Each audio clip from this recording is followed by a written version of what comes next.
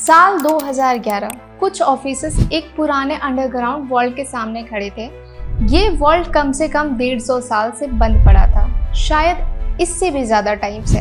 पत्थर का दरवाजा खुलता है और अंदर से गोल्डन लाइट बाहर की तरफ फैलती है।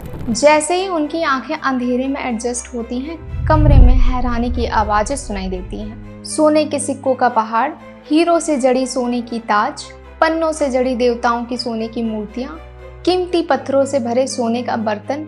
ये केरला के पद्मनाभा स्वामी टेम्पल में असली में हुआ था। जो ट्रेजर टीम ने उस दिन पाया, उसकी कीमत जल्द ही $22 बिलियन से ज्यादा हो गई, जिससे ये हिंदू मंदिर दुनिया का सबसे अमीर पूजा स्थल बन गया। मंदिर के चैम्बर बी में सबसे ज्यादा खजाना होने का अनुमान। Another news is the debate rages over how assets worth more than 1 lakh crore of the Padmanabhaswamy temple be used in Kerala. Kerala High Court had ruled that the state government should take control of the temple from a trust which was headed by the royal family. From the Sri Padmanabhaswamy temple in Kerala.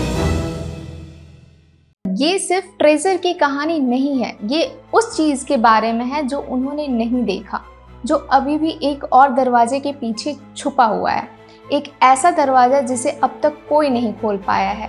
ये है vault B की कहानी, एक ऐसा कमरा जो dangerous चीजों से घिरी हुई है, लोकल कहानियों के अकॉर्डिंग मैजिक से सिक्योर्ड है, और जिसमें एक ऐसा पुराना लॉक है जिसे कोई नई चाबी नहीं खोल सकती। एक ऐसा वॉल्ट जिसमें अनइमेजिनेबल ट्रेजर, एंशिएंट नॉलेज या शायद कुछ और भी खतरनाक चीज हो सकती है। वॉल्ट बी के मिस्ट्री को समझने के लिए हमें पहले टेम्पल को समझना होगा और ये क्यों इतना एक्स्ट्राऑर्डिनरी वेल्थ कंटेन कर सकता है। पद्मनाभस्वामी टेम्पल केरला की राजधानी तिरुवनंतपुरम में है। इसका नाम भगवान पद्मनाभा से आया है, जो विष्णु भगवान के एक रूप हैं जो सांप अनंता पर लेटे हुए हैं। मंदिर की शुरुआत कब हुई ये पूरी तरह पता नहीं, लेकिन पुरानी तमिल टेक्स्ट बुक्स में इसका जिक्र 6th सेंचुरी में मिलता है। इस मंदिर को खास बनाता है इसका रिश्ता ट्रेवनकोर के राजा परिवार से, जिन्होंने इस जगह पर 18th सेंचुरी की शुरुआत से लेकर 1947 तक राज किया। The dynasty's founder king Marthanda Varma ने 1750 में कुछ एक्स्ट्रा ऑर्डिनरी किया। उन्होंने त्रिपदी दनम परफॉर्म किया। इसका मतलब ये है कि उन्होंने अपना पूरा राज्य भगवान पद्मनाभा को समर्पित कर दिया, ये डिक्लेयर करते हुए कि राजा परिवार अब सिर्फ भगवान के सेवक और ट्रस्टी के रूप में राज करेंगे। ये सिर्फ दिखाने के लिए नहीं था। इस समय से राज्य की कमाई का एक हिस्सा मंदिर को दिया जाने लगा। ट्रेड से पैसा, टैक्स और जीते हुए इलाकों से मिलने वाली चीजें इंडिया का सबसे अमीर राज्य की कमाई का हिस्सा लगातार 2 सदियों तक मंदिर के खजाने में जमा होता रहा। ट्रेवनकोर राज्य ईस्ट और वेस्ट के बीच बिजनेस पाथ पर था। ये मसाले, हाथी दांत और लकड़ी एक्सपोर्ट करता था और सोना और दूसरी कीमती चीज इंपोर्ट करता था। इस तरह सदियों तक वेल्थ मंदिर के पास जमा होती गई। लेकिन ये दौलत सिर्फ जमा नहीं की गई थी, मंदिर सांस्कृतिक, धार्मिक और आर्थिक गतिविधियों का सेंटर था। इसका ट्रेजर राज्य के लिए एक बैंक जैसा काम करता था, जहां से राज्य का काम काज, रिचुअल्स और पब्लिक वर्क्स के लिए पैसा लिया और दिया जाता था। लगभग 200 साल तक मंदिर के अंडरग्राउंड वॉल्ट्स में ट्रेजर जमा होता रहा। फिर जब इंडिया आजाद हुआ और रियासतें खत्म हुई, मंदिर और सरकार के बीच रिश्ता उलझ गया। मंदिर पुराने राजा परिवार के अंडर ही रहा, लेकिन ओनरशिप, मैनेजमेंट और हिसाब किताब के सवाल उठने लगे। 20th सेंचुरी के अंत तक मंदिर के भरे वॉल्ट्स के बारे में बात इतिहास और लोकल कहानियों के बीच बन गई थी। बहुत कम लोगों को पता था कि असल में मंदिर के नीचे क्या है। वॉल्ट्स कभी कभी रिचुअल्स के लिए खोले जाते थे, लेकिन उनकी चीजें रिकॉर्ड नहीं की गई। इसी वजह से उनकी कीमत का भी अंदाजा नहीं लग पाया। ये सब 2011 में बदल गया जब एक लोकल वकील टीपी सुंदरराजन ने केरला हाई कोर्ट में एक पिटीशन डाली, जिसमें मंदिर के मैनेजमेंट और सोसाइटी के बारे में चिंता जताई। कोर्ट ने टेम्पल के वॉल्ट के इन्वेंट्री कंडक्ट करने की ऑर्डर दी, जिसमें 7 लोगों की कमेटी बनाई गई। मंदिर एडमिनिस्ट्रेशन ने 6 वॉल्ट्स बताए, जिन्हें ए से एफ तक का नाम दिया गया। वॉल्ट सी से एफ रिचुअल्स और डेली फंक्शंस के लिए इस्तेमाल होते थे। इनमें आम सेरेमोनियल आइटम्स थे, चांदी, कुछ सोना और दूसरी कीमती चीजें जो मंदिर के रिचुअल्स में इस्तेमाल होती थी। लेकिन कुछ खास नहीं। असली शौक तब आया जब वॉल्ट्स ए और बी, जो लंबे समय से बंद सीक्रेट वॉल्ट्स थे, केम अंडर स्क्रूटनी।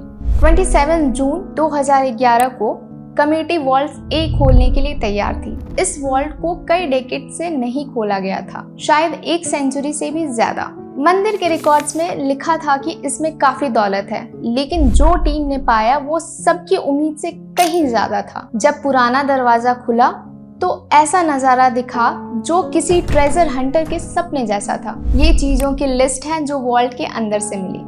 कमेटी को सिर्फ वॉल्ट ए की चीजों को निकालने, रिकॉर्ड करने और सिक्योर रखने में 5 दिन लगे। प्रोफेशनल जानकारों ने ट्रेजर की कीमत लगभग $22 बिलियन लगाई, एक ऐसा नंबर जो कई एक्सपर्ट्स के हिसाब से कम है।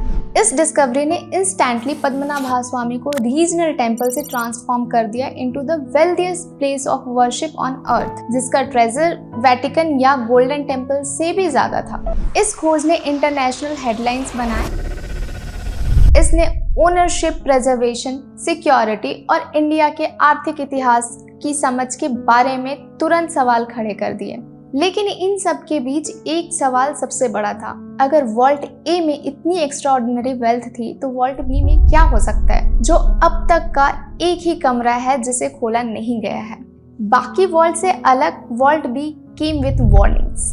पुराने मंदिर के रिकॉर्ड्स और लोकल ट्रेडिशंस के अकॉर्डिंग ये खास कमरा अलग था और खतरनाक भी। मंदिर के कहानियों के अकॉर्डिंग इसे जादू से बंद किया गया था, जिसे नागबंधम कहते हैं। एक ऐसा जादू ताला जिससे सिर्फ हाई लेवल पुजारी खास मंत्रों से खोल सकते हैं। वॉल्ट्स के बारे में कई तबाही की वार्निंग्स थी अगर इसे गलत तरह से खोले जाए। कुछ कहानियों में बात है कि बाढ़ आएगी जो पूरे इलाके को तबाह कर देगी। दूसरी वार्निंग्स अकाल, बीमारी या ऐसी आफत की है जो सिर्फ खोलने वालों को नहीं बल्कि पूरे समाज को अफेक्ट करेंगी। ये सिर्फ गुमनाम कहानियां नहीं थी, इन्हें इतनी गंभीरता से लिया गया कि जब टीम वॉल्ट बी के पास गई उन्हें पता चला कि पहले से ही इसे खोलने की कोशिश की गई है, ऐसी कोशिशें जो जाहिर तौर पर छोड़ दी गई थी।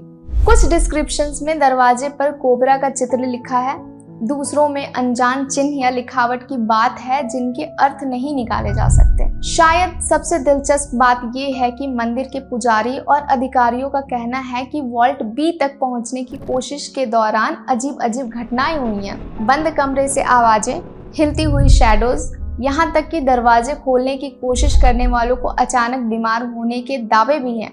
वॉल्ट की बदनामी इतनी थी कि इन्वेंटरी कमेटी के कई सदस्य ने आगे बढ़ने के लिए हिचकिचाए। मंदिर के मुख्य पुजारी ने धार्मिक आधारों पर खोलने का अपोज किया। मिस्ट्री में एक और फैक्ट ये है कि वॉल्ट ए कई पीढ़ियों से पूरी तरह बंद था, जबकि वॉल्ट बी को खास मौके पर कुछ रिचुअल्स के लिए खोला जाता था। ये सेरेमनीज मंदिर के हाईएस्ट पुजारियों द्वारा की जाती थी, बहुत कम गवाहों के साथ, और कोई डॉक्यूमेंटेशन नहीं किया जाता था कि अंदर क्या हुआ या कमरे में क्या था। दिस रेज्ड अ क्वेश्चन, अगर वॉल्ट बी कुछ रिचुअल्स के लिए खोला जा सकता है तो एक फॉर्मल इन्वेंट्री के लिए इतना अपोज क्यों था? अंदर ऐसा क्या हो सकता है जिससे पुजारी देख सकते हैं लेकिन ऑफिशियल डॉक्यूमेंट नहीं कर सकते? वॉल्ट ए की शानदार चीजों ने नेचुरली ये सोचने को मजबूर किया कि वॉल्ट बी में क्या हो सकता है। अगर एक सेकेंडरी वॉल्ट में $22 बिलियन का खजाना है तो उस वॉल्ट में क्या हो सकता है जिसे खोलने के लिए इतना खतरा बताया जाता है? कई थ्योरीज सामने आई हैं। सबसे सीधी थ्योरी ये है कि वॉल्ट बी में बस ऐसे ही और आइटम्स हैं, लेकिन शायद और बड़ी मात्रा या बेटर क्वालिटी में।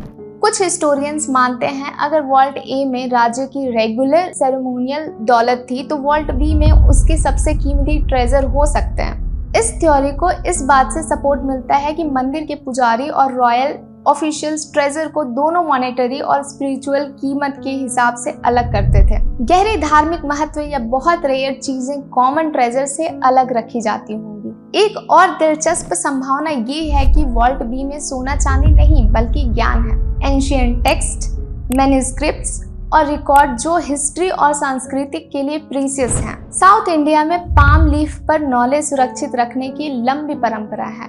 मेडिसिन से लेकर एस्ट्रोनॉमी, मैथमेटिक्स और फिलॉसफी तक कई सब्जेक्ट्स पर प्राचीन टेक्स्ट समय के साथ खो गई हैं, जिनके बारे में सिर्फ दूसरी किताबें में जिक्र रह गया है। ट्रेवन को राज्य नॉलेज का सेंटर माना जाता था और राजा परिवार विद्वानों और धार्मिक विचारक के संरक्षक थे। ये पूरी तरह पॉसिबल है कि यूनिक टेक्स्ट शायद कुछ वर्क्स की सिर्फ बची हुई कॉपीज मंदिर के सबसे सुरक्षित वॉल्ट में रखी गई होंगी। एक डार्क थ्योरी ये भी है कि वॉल्ट बी में ऐसी चीजें रखी गई हैं जिन्हें जानबूझकर सील किया गया होगा क्योंकि उन्हें खतरनाक, कर्स्ड या प्रॉब्लमैटिक माना जाता था। हिस्ट्री में कुछ ऑब्जेक्ट्स को बैड लक लाने वाला माना जाता था। सीक्रेट प्लेसेस से चुराई गई आइटम्स, हारे हुए एनिमी से रिलेटेड चीजें या हिस्टोरिकल ट्रेजेडीज में इन्वॉल्व ऑब्जेक्ट्स को शायद इसलिए सील करके रखा गया होगा क्योंकि उन्हें हार्मफुल माना जाता था।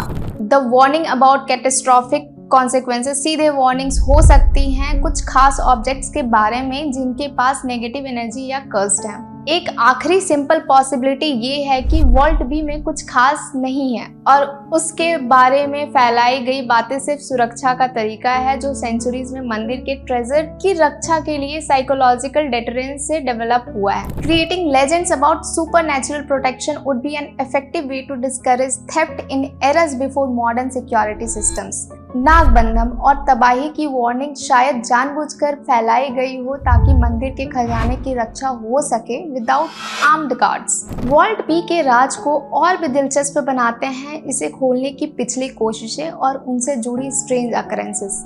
1930s में इकोनॉमिक क्राइसिस के समय ऑफिशियल्स ने वॉल्ट बी तक पहुंचने की कोशिश की थी ये देखने के लिए कि क्या उस मंदिर की ट्रेजर का यूज किया जा सकता है या नहीं। मंदिर के रिकॉर्ड्स के अकॉर्डिंग जब वर्कर्स वॉल्ट के पास पहुंचे उन्होंने सील्ड डोर के पीछे पानी बहने की आवाज सुनी। इसे बाढ़ वाली कहानी से जुड़ी वार्निंग समझकर उन्होंने कोशिश छोड़ दी। 1990 में एक और कोशिश की गई। इस बार टीम ने थोड़ा मैकेनिज्म खोला लेकिन फिर रुकना पड़ा जब कई लोग अचानक तेज बुखार और सर दर्द से बीमार हो गए। कोशिश रोक दी गई और इस घटना ने सुपरनैचुरल सुरक्षा के बारे में लोकल विश्वास को और स्ट्रेंथन कर दिया। हाल ही में 2011 की इन्वेंट्री प्रोसेस के दौरान अजीब घटनाओं की रिपोर्ट की गई। इलेक्ट्रॉनिक इक्विपमेंट वॉल्ट बी के पास खराब हो जाता था। एक फोटोग्राफर ने दरवाजे के पास ली गई तस्वीरों में अजीब रोशनी के पैटर्न डॉक्यूमेंट किए। कई टीम मेंबर्स ने बताया कि चैम्बर के पास पहुंचने पर वो अनयूजुअल टेंशन या अनकंफर्टेबल महसूस करने लगे थे, जबकि स्केप्टिक्स इन घटनाओं को कोइंसिडेंस या एनवायरमेंटल फैक्टर्स से जोड़ते हैं जैसे पुराने सील्ड चैम्बर्स में मोल्ड, पुअर एयर क्वालिटी या नेचुरल अकरिंग टॉक्सिक सब्सटेंसेस हो सकते हैं। इनसे वॉल्ट की मिस्ट्री स्ट्रांग हो जाती है।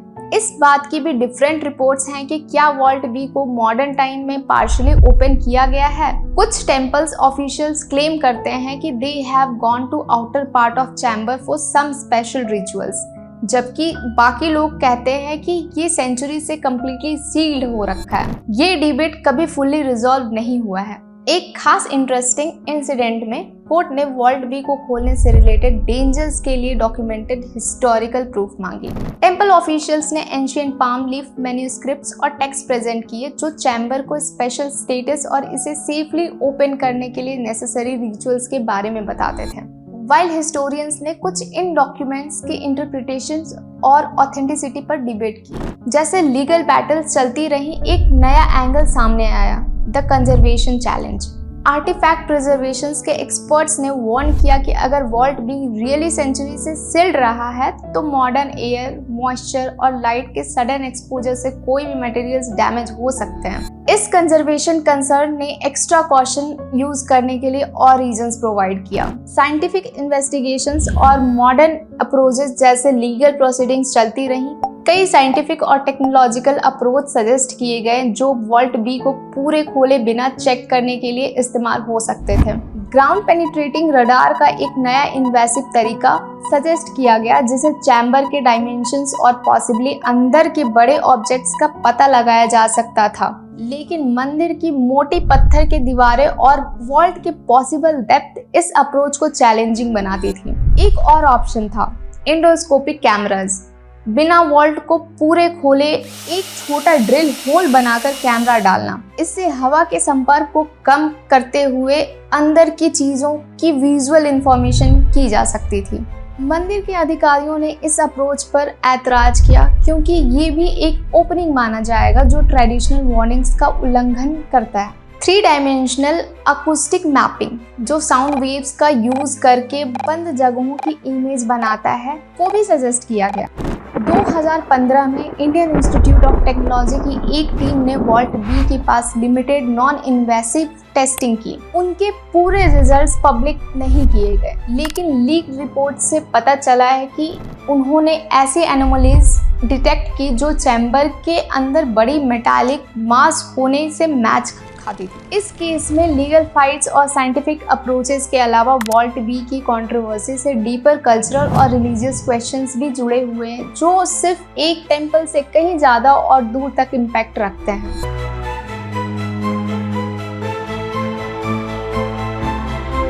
हिंदू ट्रेडिशन में टेंपल प्रॉपर्टी का कॉन्सेप्ट कॉम्प्लेक्स है। जो आइटम्स डीटी को डोनेट किए जाते हैं उन्हें डीटी की इटर्नल प्रॉपर्टी माना जाता है, जिसे ह्यूमन एजेंसी द्वारा रीपर्पस नहीं किया जाना चाहिए। ये religious perspective modern administrative approaches से क्लैश करते हैं, जो इन ट्रेजर को कल्चरल हेरिटेज के रूप में देखते हैं, जिसे डॉक्यूमेंटेशन और प्रोटेक्शन की ज़रूरत है। At the same time India as a modern nation का रिस्पॉन्सिबिलिटी है अपने कल्चरल हेरिटेज को प्रिजर्व और डॉक्यूमेंट करना। पद्मनाभा स्वामी टेंपल के ट्रेजर्स सिर्फ रिलीजियस आर्टिफैक्ट्स ही नहीं बल्कि इरिप्लेसेबल हिस्टोरिकल आइटम्स हैं, जो सेंचुरीज तक इंडिया क्राफ्टमैनशिप, ट्रेड और आर्टिस्टिक डेवलपमेंट की स्टोरी बताते हैं। ये टेंशन रिलीजियस ऑटोनॉमी और कल्चरल हेरिटेज प्रिजर्वेशन के बीच लार्जली अनरिजॉल्व्ड बनी हुई है, जिसका वॉल्ट बी सबसे बड़ा प्रोमिनेंट सिंबल बना हुआ है। जो भी वॉल्ट बी के अंदर है, चाहे वो और गोल्ड और जूल्स हो, एंशिएंट टेक्स्ट्स, सेक्रेड आर्टिफैक्ट्स या कुछ बिल्कुल ही अनएक्सपेक्टेड, वो इस रिवाइज्ड हिस्टोरिकल अंडरस्टैंडिंग को और इनरिच करेगा। इस बात पर डिबेट ऑनगोइंग है कि वॉल्ट बी को खोलना भी चाहिए या नहीं और कैसे खोलना चाहिए। ये दिखाता है कि इंडिया की एंशिएंट ट्रेडिशंस कितनी लिविंग है। ये सिर्फ हिस्टोरिकल क्यूरियोसिटीज नहीं बल्कि कंटेम्प्रेरी आइडेंटिटी और प्रैक्टिस के इम्पॉर्टेंट एलिमेंट्स हैं, जो न्यू सर्कमस्टांसेस के साथ इवॉल्व होते रहते हैं लेकिन अपने कोर प्रिंसिपल्स को मेंटेन करते हैं। जब तक वॉल्ट बी अपने सीक्रेट रिवील नहीं करता, हम सिर्फ सोच ही सकते हैं कि उसके एंशिएंट डोर के पीछे क्या है। शायद ये सोच खुद ही वैल्यूएबल है, एक रिमाइंडर कि हमारे सारे टेक्नोलॉजी एडवांसेस और हिस्टोरिकल नॉलेज के बावजूद कुछ मिस्ट्रीज अभी भी बनी हुई हैं, जो सही मोमेंट और सही अप्रोच का वेट कर रही हैं अपने सीक्रेट रिवील करने के लिए। This has been Priyanka Dubey. If you enjoyed this exploration of one of India's greatest mysteries, subscribe to my channel for upcoming videos. Thank you for watching.